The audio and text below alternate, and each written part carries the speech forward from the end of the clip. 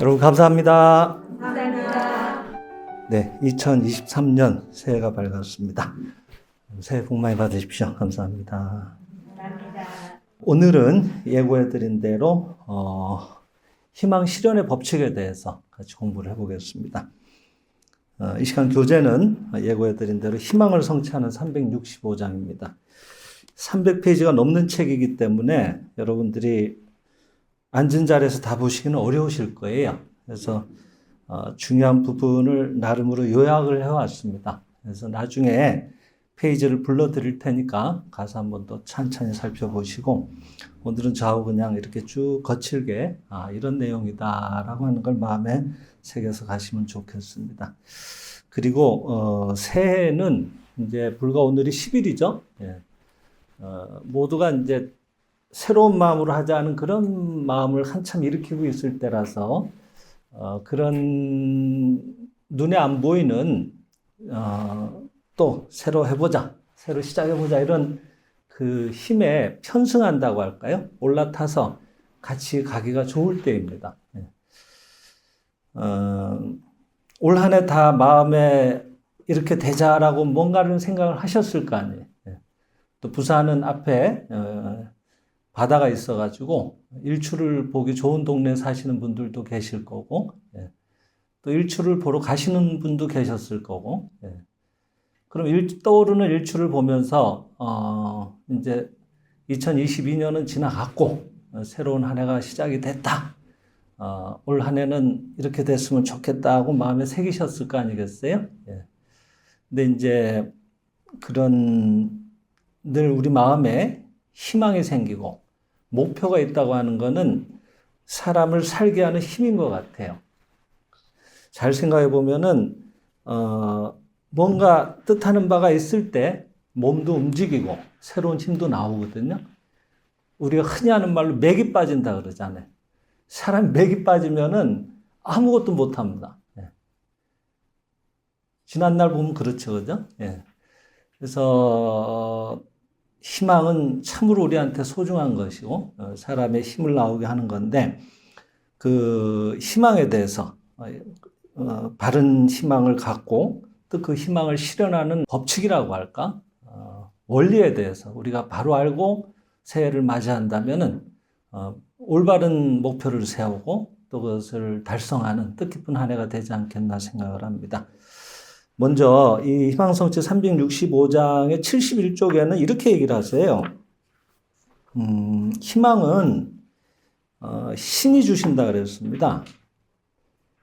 마음에 희망이 샘솟아 나오는 것은 신께서 희망나무의 씨앗을 뿌리셨기 때문이라 그랬습니다.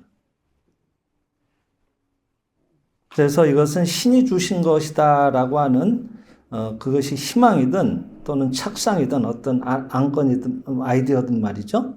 그것을 신화해서 받아들인다 그랬습니다. 신화. 신의 것으로 화해서 받아들이라 이 말이죠.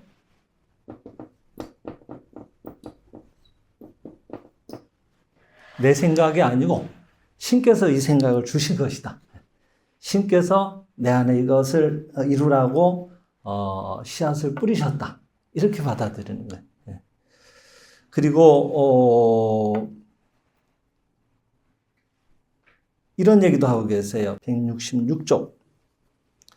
신의 은혜를 순진하게 받아라 라고 하는 밑에서 둘째 줄 소제목인데, 우리가 구하는 것은 이미 지금 실상세계에 있다. 구하는 것은 이미 실상세계에 있다라고 했습니다. 이미 있으므로, 그리고 아직 나타나 오지 않았으므로 원하고 구하는 생각이 일어나온다 그랬습니다. 이미 있으니까 그렇게 되자는 생각이 드는 거예요. 아예 없으면은 그런 생각조차 안 든다고 하는 거예요. 우리가 꽃을 보고 아름답다라고 느끼지 않습니까? 개들은 꽃을 보면은 먹는 건 줄 알고 냄새를 맡거나 뭐 혀를 갖다 댈지는 모르지만은 그 아름다움에 취해서 이렇게 바라보는 일은 없습니다. 그 안에 아직 그만한 아름다움을 볼 만한 자기 내용이 없어서 그런 거예요. 제한적으로 신의 모습이 표현되어 있다 그러거든요. 동식물의 세계는. 인간은 신의 모든 것을 부여받았기 때문에 신이 만드신 아름다움 그 자체를 내 안에 다 갖고 있기 때문에 내 안에 아름다움을 비춰서 그 아름다움이 보여져 오는 거예요. 그 말이 맞지 않겠습니까? 그렇다면은 우리들이 무엇을 이루자라고 하는 생각이 드는 이유는 그것이 이미 내 안에 갖춰져 있는 것을 직감적으로 알기 때문에 이루고 싶어지는 거예요. 그러니까 없는 것을 이루려고 하면 힘이 들겠지만은 있는 것을 드러내면 되는 거예요. 그러니까 즐거운 마음으로 해야 돼요. 기도든 희망 실현을 위한 노력이든. 네. 그래서 이미 있으므로 생장의 집에서는 무엇을 베풀어 주소서 하는 식의 청원적인 매달리는 식의 기도보다도 이미 그것을 베풀어 주셔서 감사합니다 하고 감사의 기도를 드리면 된다고 가르친다고 적고 계십니다. 그래서 지금부터 이제 구체적으로 이미 우리 안에 이렇게 되고 싶다는 생각이 드는 것은 신께서 이미 씨앗을 뿌려 놓으신 것이고 이미 나에게 그것을 이루라고 하는 과정만을 이렇게 가도록 하실 뿐이지 이미 그 세계는 이루어져 있다고 하는 그런 기쁜 마음으로 그것을 어떻게 이제 드러낼 것인가 하는 구체적인 것들을 한번 살펴보자고요. 근데 이제 하나 살펴봐야 될 것은 그것이 신이 주신 씨앗인지 내 요 사견에서 온 이 육체의 마음에서 온 욕심의 마음에서 온 거짓된 목표인지에 대한 구분은 있어야 돼요. 그래서 322쪽에서 바른 기도의 지표라고 하는 얘기로 이렇게 얘기를 하고 계세요. 그 기도가 바른 기도인가 아닌가를 정하는 지표 중 하나는 그 기도가 이루어지면 인류 또는 타인도 함께 공덕을 나눌 수 있는 일인가 아닌가 하는 데 있다 그랬습니다. 그 일이 이루어졌을 때 다 같이 기뻐져야 돼. 그것이 기도의 지표가 되면 됩니다. 다 같이 기뻐지는 일이 됐으면은 그 일이 어떤 일이든 내가 상상할 수 있는 난 더 큰 목표를 세우는 것도 좋은 일이에요. 이런 목표는, 이런 기도는 안 이루어집니다. 가령 내가 사랑하는 사람이 있는데 유부남이야. 그래서 빨리 그 살고 있는 와이프하고 헤어져서 그 사람이 나한테 오면 좋겠어요. 그 기도는 안 이루어집니다. 왜? 남성이 나한테 오면 나는 좋지만 상대방 여성은 괴로울 거 아니에요.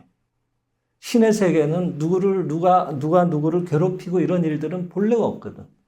그러니까 신의 세계 없는 걸 아무리 구해봐야 이루어지지 않는 거예요. 그러니까 뺏는 거라든지 누가 망하기를 바란다든지 이런 기도는 안 이루어집니다. 오히려 자기가 망하죠.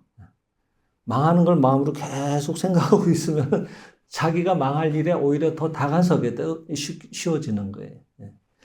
그러니까 항상 기도에 그게 올바른 기도인지 아닌지에 대한 기준을 어떻게 세우면 좋은가 하고 볼 때 그것이 이루어졌을 때 모두가 기뻐지는 일이라면은 그것은 신께서 이루어 주신다라고 믿으시면 좋아요.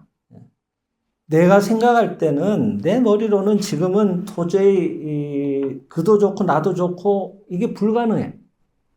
그런 경우가 있어요. 이쪽의 생각으로는.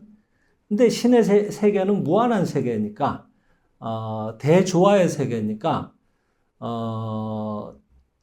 우리가 상상을 할 수 없는 최상의 길이 이미 마련되어 있거든요.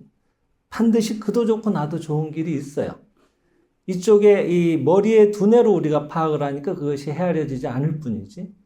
내 생각에는 도저히 딜레마처럼 느껴지고 도저히 안 될 것처럼 생각이 되더라도 신을 믿고 모두가 이미 대조화한 서로가 기뻐하는 세계를 주셔서 감사합니다라고 정말 그 세계가 이루어졌을 때 기쁨을 내가 온몸으로 느낄 만큼으로 확신이 쓰면은 반드시 어떤 경로로라든지 그 일로 이루어 주십니다. 그런 일들이 왕왕 있죠.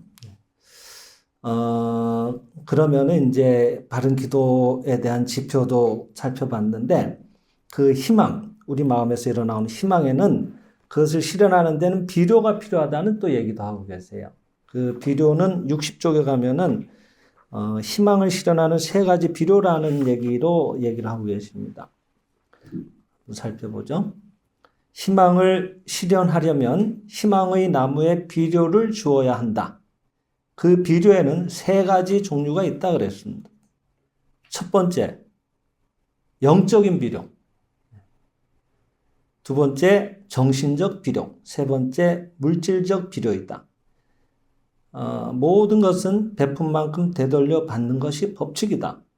영적 비료를 주려면 실상관을 해서 실상 무한의 공급을 관하고 그 관하는 중에 그 일을 무한 공급의 영으로 감싸버린다. 그리하면 실상 무한의 공급 세계에서 그 사업이 키워지고 그 사업을 키우는 데 필요한 인재나 자재 등 요소가 자연히 모여온다. 우리의 국리로는 이해가 안 될 것 같아도 아까도 말씀드렸듯이 이 영적인 세계에 있어서는 기기묘묘한 방법으로 그 일을 이루기 위해서 천지가 작동해서 이루게 해 주시거든요. 그거에 대한 무한 공급을 내가 완전 그 일 자체를 무한 공급의 영으로 감싸버리라고 하셨잖아요.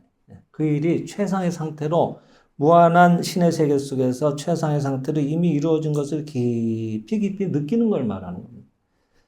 그럴 때 우리로서는 상상이 안 되는 묘한 이치 속에 그 일이 작동이 돼서 사람이나 또는 자재나 필요한 자원이나 이런 것들이 몰려오게 되는 거예요. 대한민국에 유일하게 계셨던 그 강사분이 광명사상을 전할 수 있는 생장의 집의 강사분이 서울에 계셨는데 그분이 김현진 선생이라는 분이에요. 근데 그분이 우연히 대구에 일이 있어서 오셨어요, 그날.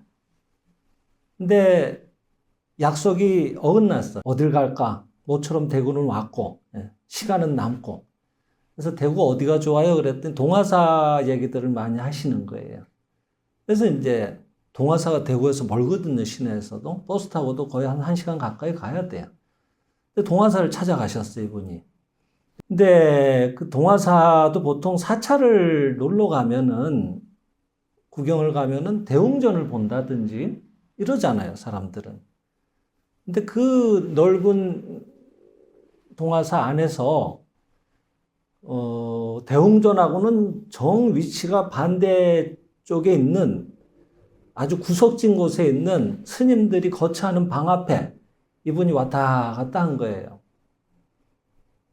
그래서 안에서 스님 한 분이 그거 누구요? 하고 이렇게 문을 열어보니까 추운데 사람이 왔다 갔다 하는 소리가 나니까 보니까 사람이 서 있거든요. 김현진 선생님.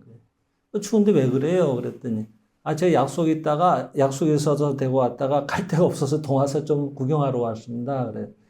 그러시냐고. 들어오시라고 차나 한잔 합시다. 그래서, 뭐 서로 통성명 하시고.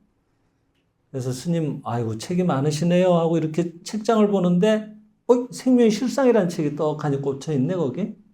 근데 생명의 실상은 이 김현진 선생이 공부하는 책이거든요. 스님, 이 책 어떻게 하세요? 그랬더니, 자기 은사 스님이 주신 거라고.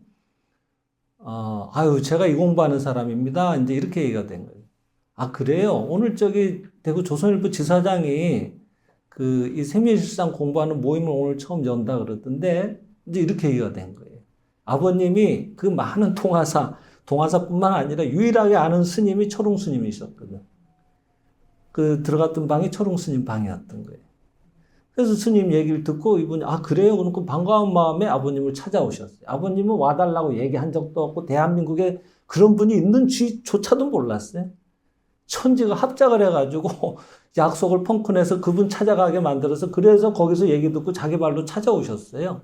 여러분 이게 사람 머리로 할 수 있는 일이겠습니까? 사람을 살리자, 기쁨이 되자 하는 마음만 있으니까 천지가 작동해서 그렇게 오게 만들어주세요. 이런 얘기를 하고 계시는 거예요. 우리가 믿음을 키운다는 것은 이런 걸 얘기하는 겁니다. 이쪽으로 헤아려지니까 불가능해 보이는 거예요. 신의 세계에서는 불가능은 없는 거예요. 천지를 창조하시고 지금도 천지를 운행하고 계시고 나를 살리고 계시고 이 인체 자체가 신비 아니겠어요? 네. 우리는 하나도 몰라도 지금도 멀쩡하게 잘 작동하고 있잖아요. 그 놀라운 예지 덩어리인데 걱정할 게 뭐가 있겠냐 하는 거죠. 거기에 맡기는 걸 말하는 거예요. 그리고 놀랍게 지금도 베풀어 주시는 것을 믿는 걸 말하는 거예요. 그게 영적 비료라고 하는 거예요. 그 다음에 정신적 비료. 정신적 비료라고 하는 것은 사랑과 지혜를 그 일이나 그 일의 협력자 또는 종업원에게 집중하는 것이다 그랬습니다.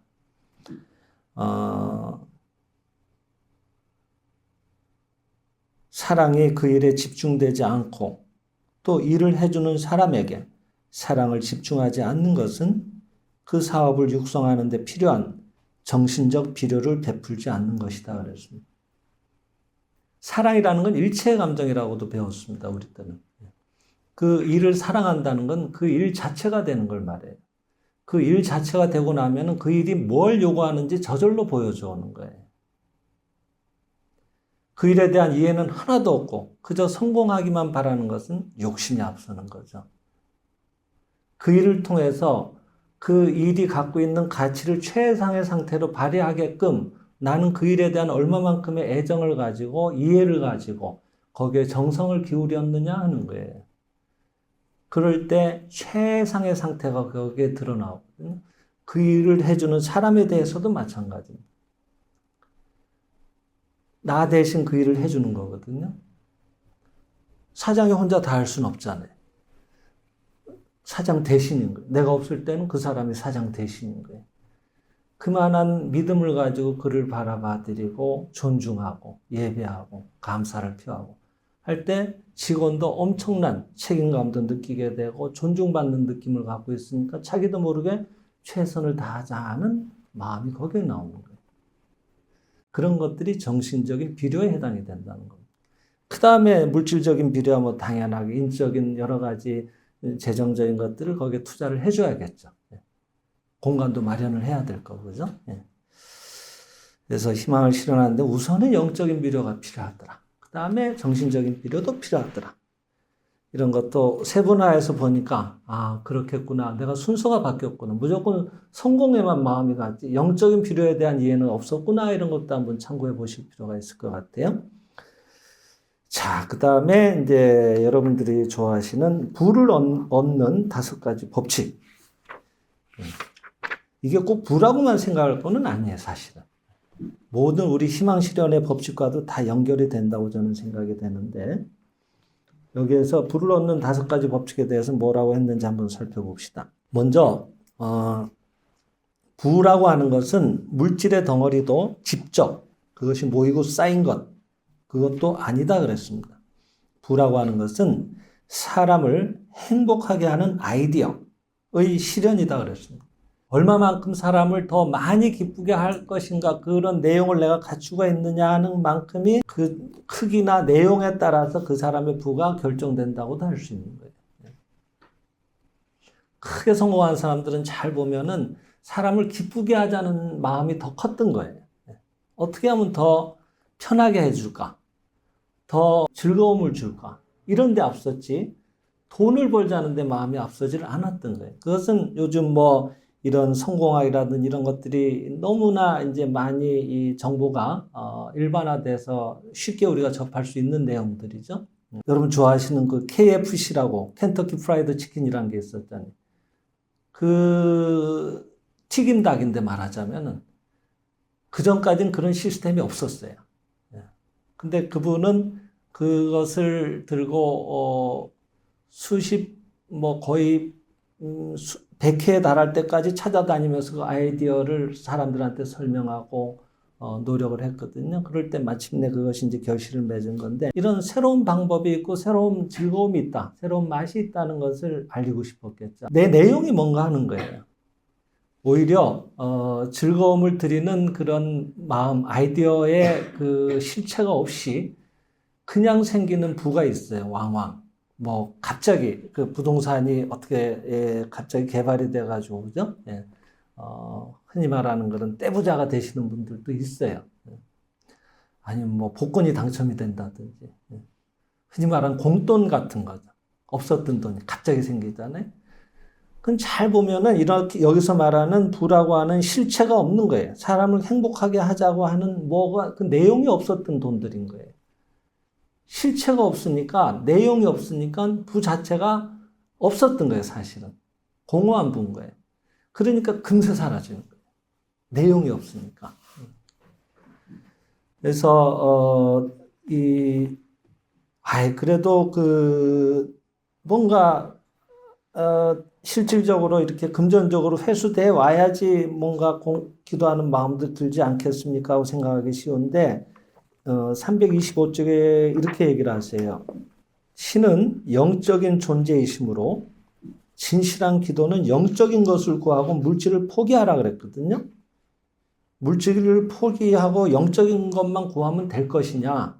우리는 이렇게 생각하기가 쉬운데 그 밑에 뭐라고 얘기하시는가 하면은 물질이라고 하는 것은 영의 그림자이므로 영의 그림자인 거, 영이 거기에 드리워져서 나타나온 것, 모습을 갖춰서 나타나온 것이라고 하는 거거든요. 그러니까 영적인 것, 사람을 기쁘게 하자고 하는 그런 아이디어, 그 기쁨, 사람들이 이게 도움이 되면 얼마나 좋을까 하는 두근두근하는 그런 마음들, 그런 것들을 내가 안에 깊이 느끼고 안에 충족이 되오면은 그 사람들한테 실제로 그것이 구체화돼서 실물이 나타나와서 사람들한테 도움이 될 때 내가 꿈꿨던 그런 이게 도움이 됐으면 좋겠다는 그 마음이 모두에게 전달됐을 때 그걸 바라보는 마음이 다시 또 더 기뻐지거든요. 그런 것들이 영적이라고 하는 거예요. 그런 것들이 얻어지게 되면은 물질은 스스로 갖춰져 온다 그랬습니다. 엄밀하게 얘기하면 물질은 있는 것처럼 보이지만 물질이 있는 게 아니라 영의 어떤 신의 이념이 아이디어가 거기에 그림자를 들여서 있다고 하는 거거든요. 자주 드리는 얘기가 물 같은 게 그런 거죠. 물의 실체가 어디 있느냐? 물은 어디에 있는 것이냐? 하늘에서 비가 돼서 내려가지고 그게 산에서 모여서 개천을 이루고 강을 이루고 또 바다로 흘러가서 바다에서 다시 수증기가 돼서 올라가서 또 그것이 비가 돼서 내리고 계속 도돌이표처럼 돌고 있거든요. 어느 쪽이 물의 시작이냐? 그림자를 들여보면 알 길이 없습니다. 하지만은 진리의 세계에서는 그와 같이 순환해서 생명들에게 유익하게 생명작용을 이어주게 하자는 신의 아이디어가 물의 실체라고 하거든요. 물의 근본은 영적인 신의 아이디어가 있었던 거예요. 이렇게 해서 쓰여지자고 하는 그런 것들이 스스로 갖춰져 온다 그랬습니다. 얼마만큼 내가 윤택한 마음을 사람들한테 도움이 되는 마음을 일으키느냐 하는데 제일 먼저 마음을 써야 될 일인 거예요. 물을 원할 때. 그리고 그렇게 해서 사람을 기쁘게 하자는 마음을 가졌으면은 그 다음에 신의 마음의 파장을 맞추라 그랬습니다. 물을 얻는 제2의 법칙 82쪽. 밑에서 둘째 줄, 물질적 소유를 생각하기에 앞서 신의 마음에 파장을 맞추는 마음을 일으키는 것을 제일로 해야 된다 그랬습니다. 신의 마음에 파장이 맞을 때 신은 무한공급의 원천이시므로 자연히 물질적으로도 풍부한 부가 베풀어져 오는 것이다. 그래서 신께 파장을 맞추려면 먼저 자신이 신의 자식임을 알아야 한다. 내가 신의 자식이라는 자각이 없는데 신의 마음의 파장을 그런 영적인 훌륭한 세계의 파장을 맞추기가 쉽지가 않지 않겠습니까? 그러니까 먼저 항상 나는 내가 사는 게 아니고 신의 생명이 나를 통해서 살고 계시다라고 하는 그리고 그 세계는 놀라운 모든 게 스스로 갖춰져 있는 위대한 세계라고 하는 그 세계에 이미 나는 넘치게 베풀어져 있다라고 하는 그런 자기의 그런 이 진짜의 내용에 대한 자각을 깊게 갖추고 있을 때 그래서 신의 마음과도 파장이 맞춰지는 마음을 일으킬 수 있지 않겠냐는 거예요. 그래서 먼저 행복하게 하는 마음을, 사람들을 기쁘게 하자는 마음을 가졌으면 그 다음에는 신의 마음에 파장을 맞추라 그랬고, 그 다음에 세 번째가 이제 말의 힘을 활용하라 그랬습니다. 불을 얻는 제3의 법칙 84쪽. 말은 만드는 힘이 있으므로 함부로 소극적이고 불행한 상태를 말로 표현하지 말라 그랬습니다. 오히려 더 거기에 긍정적인 말을 써야겠죠. 이런 말이 아니라. 말씀은 그것을 말하는 사람의 마음을 움직이고 그것을 듣는 사람의 마음을 움직이고 마음은 우주 전체에 가득 차 있는 보편의 마음에 작용해서 마음속에 그려진 아이디어대로의 것을 형상으로도 표현한다 그랬습니다. 좋은 것이든 나쁜 것이든 실현시켜줄 영적인 힘으로 가득 차 있다 그랬거든요. 그것을 영적인 미소체라고도 책에서 곳곳에서 얘기를 하고 계시는데 눈에는 안 보이지만 어떤 물질적으로는 가늠이 안 되는 그런 실질적인 것들이 가득 차 있다 그러거든요. 그것이 지금도 내 안에 내 밖에 꽉 차고 있거든요. 그것을 말하자면 긍정적인 것들로 지금 이와 같이 이미 나의 실상은 신의 계승자로서 부유하고 그것이 나의 계획이나 행동을 통해서 실현되고 있다. 신이시여 나의 계획과 행동을 인도하소서 하고 실상간 중에도 염하듯이 그와 같은 말씀으로 표현을 하라 그랬습니다.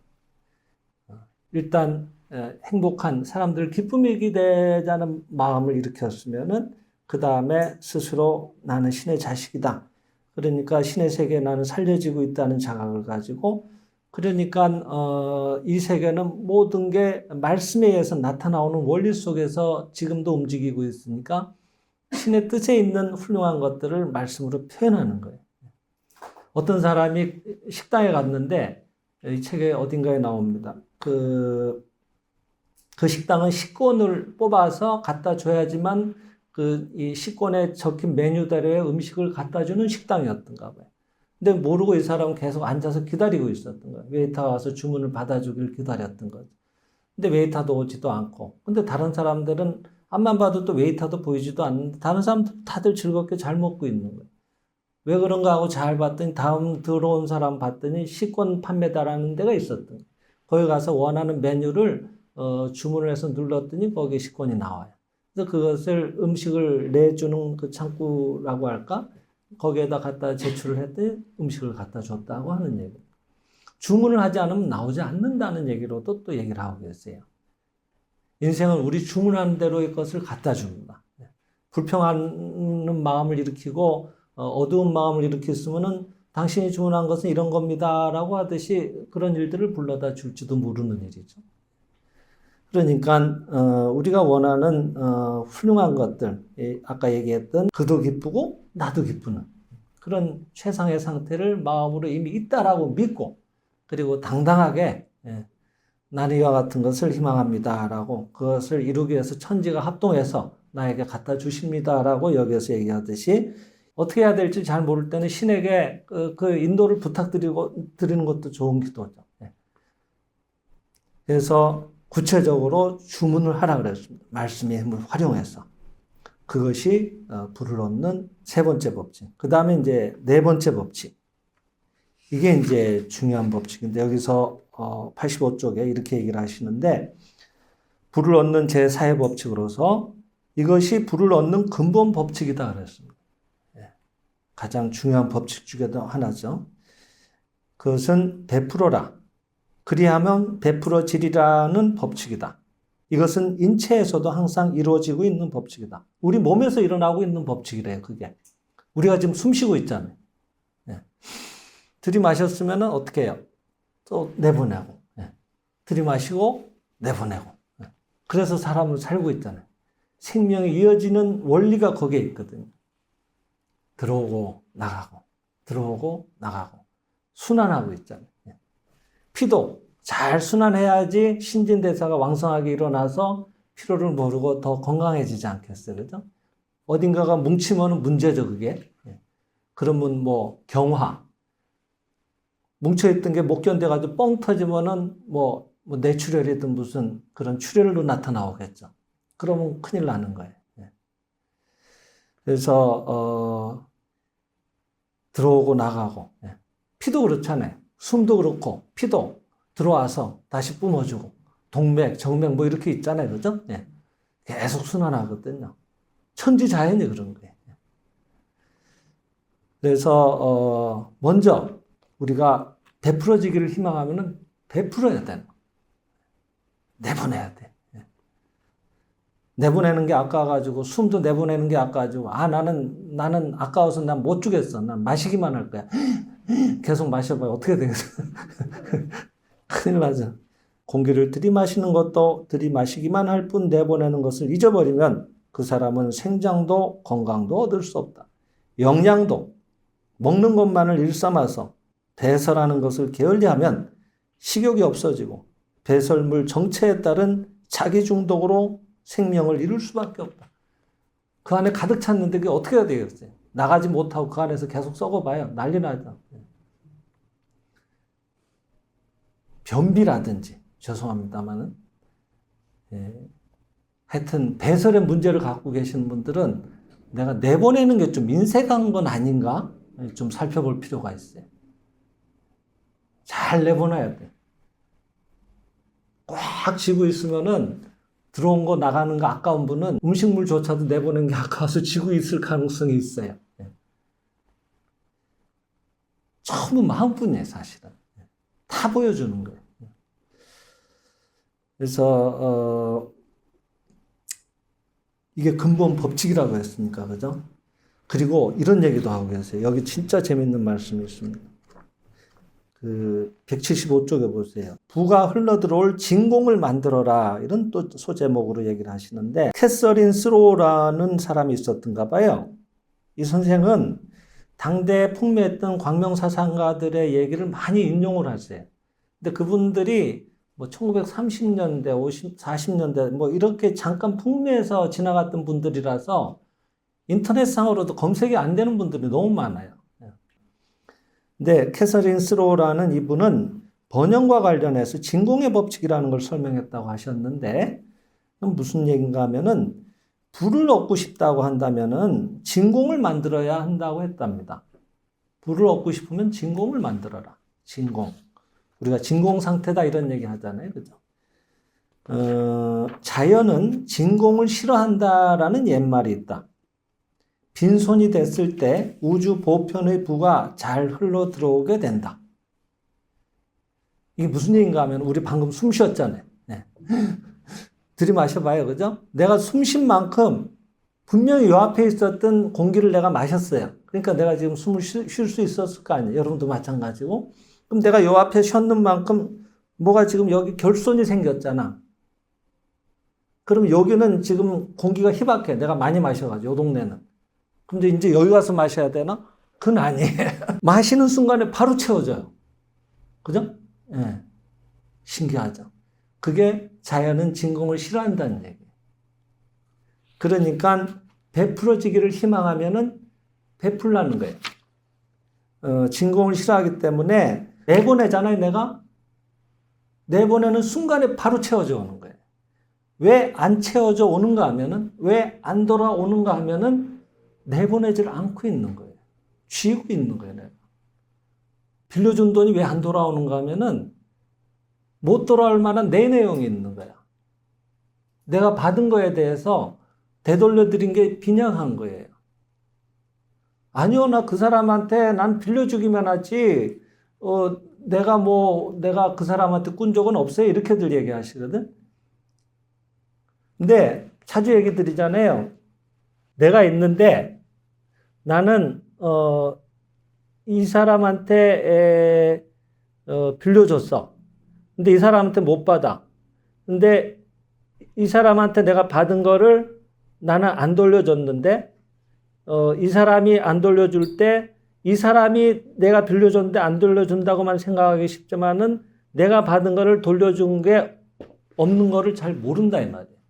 쓰리 쿠션 비슷하게 인생은 내가 이 사람한테 했는데 이 사람한테 바로 되돌아오는 게 아니라 나도 모르게 지난 날 이런저런 일들이 있는데 그건 지나면 다 까먹어 버리거든, 사람들은. 근데 그런 자기 내용을 회복하지 못하고 이때 이 사람은 힘들었을 거 아니에요. 은혜를 베풀어 줬는데 아무 표현이 없어. 그래가지고 내가 인격적으로 훌륭하다고 보기에는 아직은 좀 미흡한 점이 있거든. 그때 이 사람이 되돌려 주는 거예요. 그런 식으로. 안 돌려준다고. 내가 되돌려 드린 게 없던 걸 알게 해주신다, 이 말이에요. 거울 이런 거 좋아하시잖아요, 여러분. 거울 명상이라든지. 예. 그걸 자기를 본다는 면도 있지만 우리는 여기에서는 그걸 어떤 의미로 보는가 하면은 이 세상은 모두 거울이다. 내 마음을 비춰주는 거울이다. 또 이렇게도 얘기를 하잖아요. 예. 그건 일치적으로 알고 있는 거지. 내가 이런 일을 겪으면은 괘씸한 놈이 되거든, 이 사람은. 근데 이 사람은 나를 어떻게 받겠냐는 건 상상도 못 해요. 이 사람이 이렇게 보여주니까 그때 나를 볼 수가 있는 거예요. 감사한 일이죠. 네. 그런 걸 알고 그때 많이 힘드셨군요. 내가 지금 이렇게 힘들듯이 요거 못 돌려받을 때 얼마나 괴롭겠냐고. 그 마음이 그대로 이 사람이 느꼈던 마음이거든. 네. 그게 돈이 됐든 애정이 됐든 하여튼 뭔가 있는 거예요. 네. 근데 이 일을 안 베풀어 주면은 나는 알 길이 없어요. 이 사람하고 지난날의 것들을. 그래서 많이 힘드셨군요. 죄송합니다. 하고 내가 참여를 하고 감사하는 거예요. 이분한테. 비로소. 그게 되는 거예요. 그래서 숙제가 해결이 돼요. 그래서 내가 돌려드리잖아요. 그러니까 이 사람이 나한테 오는 거야. 그래서 우리는 모르지만 전체가 관세음보살인 거예요. 묘한 이치가 작동하고 있다고요. 분명히 나하고 그하고 그는 완전 딴 사람들인데 다 연결이 돼 있다니까요. 서로가 서로를 살리는 거예요. 그렇게. 이게 돈 문제뿐만이 아니에요. 모든 관계가 이런 것 같아요. 상담을 해보니까. 그래서 이런 걸 하나도 우리가 그냥 그거 다 아는 얘기야. 그래 한두 번 들은 얘기 아닌데 또 다음 얘기 좀 해봐야 그건 나 다 알고 또 무슨 얘기 이렇게 생각하기가 쉬운데 그게 아니에요. 깊이 들여다보면 이거 하나조차도 우리는 제대로 모르는 거예요. 실감이 없으니까 기도해도 맹숭맹숭한 거예요. 진짜 베풀어지고 있다고 생각하면 막 신이 나야 되거든. 근데 그게 잘 안 된다 이 말이에요. 그죠? 석가세존도 기근의 때일수록 탁발을 하라고 하셨다고 했거든요.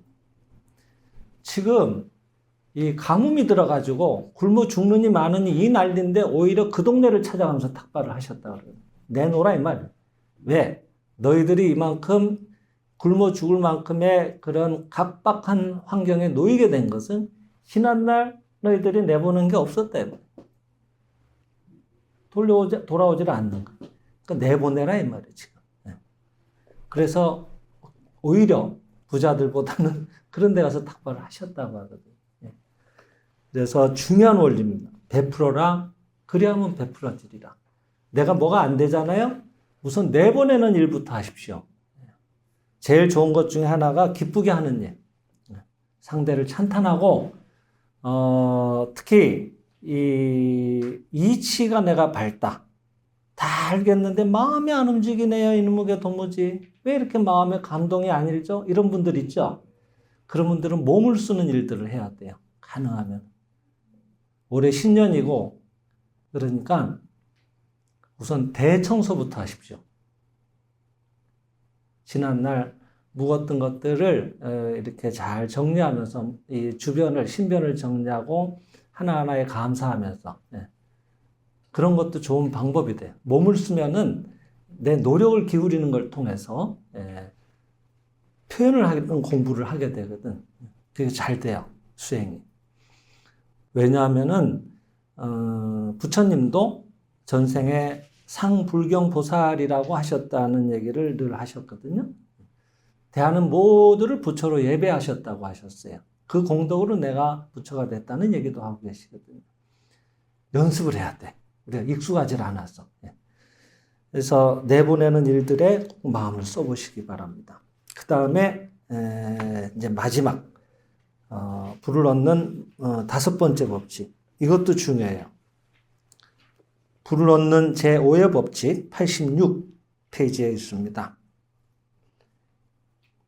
지금까지 베풀어져 있던 것에 감사하는 것. 이것이 불을 얻는 5번째 법칙이에요. 지금까지 베풀어져 있었던 것.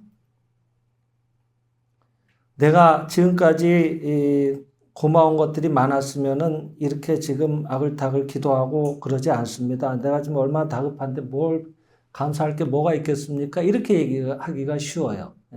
그죠? 아니에요.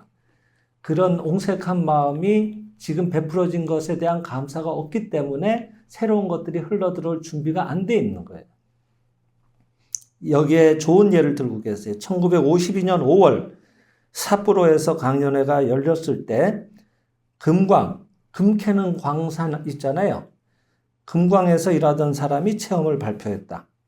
그 금광은 일본 전체 금광 채굴량의 30% 이상을 차지할 만큼, 어마어마하네, 그죠? 30% 이상을 차지할 만큼 우량 광산이었지만 결국 그곳의 광맥도 앞으로 2, 3년이면 끝이 날 정도가 되었다. 자꾸 파내니까 이제 금맥도 이제 다 떨어져 가는 거죠. 그때 생장의 집을 믿던 한 사람이 의견을 내서 그 금광을 발견한 사람에게 감사하자는 의미로 송덕비를 세우게 됐다. 그 덕을 기리는 비석을 세운 거예요. 그리고 그 금광 발견자에게 감사하는 의식을 치르자. 이 생장의 집의 의식이라고 하는 건 법공장을 말하는 거예요. 감노의 법이라든지 우리가 읽어드리는 진례 서적을 그동안 은혜로 발견해 주신 그 공덕으로 저희들의 오랜 세월 여기서 큰 경제적인 이익도 얻고 참 고마웠습니다. 감사합니다. 그간에 이 덕에 감사하는 그런 제를 지냈다 이 말이에요. 그런데 그렇게 감사하는 의식을 치르자 얼마 안 돼서 풍부한 새 광맥이 발견되어서 앞으로 20년간은 채굴을 계속할 수 있게 되었다는 이야기다. 그런 거예요. 지금까지 베풀어졌던 데 감사할 때 또 새로운 은혜가 베풀어져 오는 겁니다. 전직을 생각하시는 분이거나 새로운 사업을 시작하시려는 분들은 지금까지 누렸던 일들이나 직장에 감사하는 게 좋습니다. 그럴 때 더 훌륭한 환경에 베풀어져 올 게 틀림없습니다. 아이고 이놈의 지긋지긋한 직장 이제 안 나오게 돼서 속이 다 시원하네. 그러고 새 직장에 가봐야 별로 환영받지도 못하고 존중받지도 못할 게 틀림없습니다. 그래서 부를 얻는 제 5번째 법칙은 지금까지 베풀어졌던 것에 감사하는 거다. 이렇게 또 얘기를 하고 계십니다. 여러분 일본의 아사히 맥주라고 아시죠? 지금은 이제 좀 시들하죠. 근데 그 아사히 맥주가 원래는 별로 그렇게 유명한 브랜드가 아니었습니다. 근데 그 창업자가 회사에 원로 임원들이 있잖아요. 그런 분들을 위해서 공양비를 세웠어요. 이 아사히 맥주의 하여튼 그 대표자인 거 제가 정확하게 모르는데 그분이 생장의 집의 신도예요. 회원이세요. 그래서 공양비를 세워가지고 거기서 늘 그 감례법을 읽어드렸어요. 정기적으로. 그러고 나서 아사히 맥주가 쑥 하고 이렇게 매출량이 엄청나게 늘어났다고 하는 얘기가 실제로 있습니다. 그런 일들이 참 많습니다. 그래서 다시 정리해드리면은 부를 얻자고 하면 먼저 사람을 행복하게 하자는 마음이 있어야 된다. 그것이 영적인 부의 원천이다. 그게 부의 실질이다. 부라고 하는 것은 따로 있는 것이 아니라 그런 영적인 것들이 모이고 쌓였을 때 그림자를 드리워서 이렇게 나타나오는 거다. 돈이라는 지폐덩어리가 부가 아니다 이 말이에요. 그냥 돈만 뚝 떨어지잖아요. 지나가는데 하늘에서 뭐가 뚝 떨어졌어.